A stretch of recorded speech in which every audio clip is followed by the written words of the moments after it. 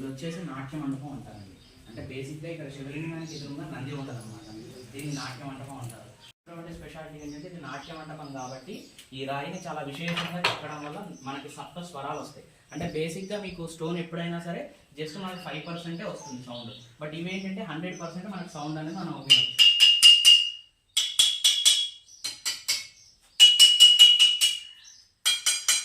ఆ పైన అదంతా ఏంటంటే మనకు కుండ సౌండ్ వస్తుంది అన్నమాట, మట్టి కుండ సౌండ్.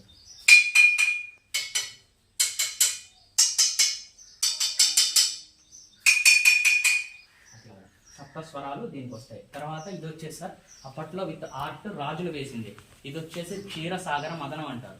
ఇది మన తెలుగు రాష్ట్రంలో this is the first place అనమాట. ఇది అప్పట్లో వాళ్ళు విత్ కలర్స్ తో వేసిన ఆర్ట్ అనమాట. అదేమో క్షీరసాగర మదనం. దాని ఆపోజిట్ లో వచ్చేసి ఇది మహాభారత యుద్ధం అనమాట.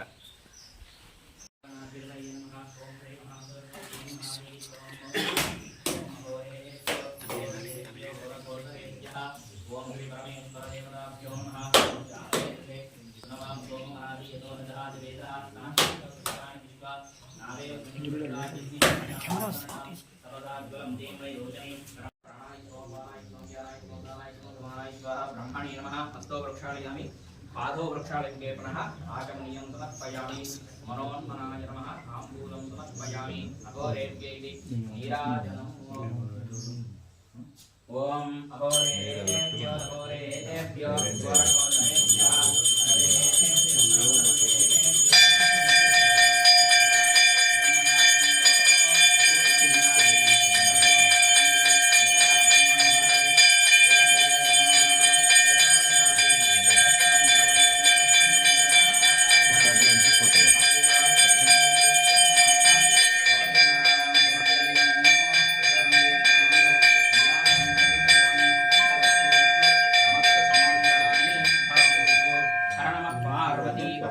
हर हर महादेव शंकर हर।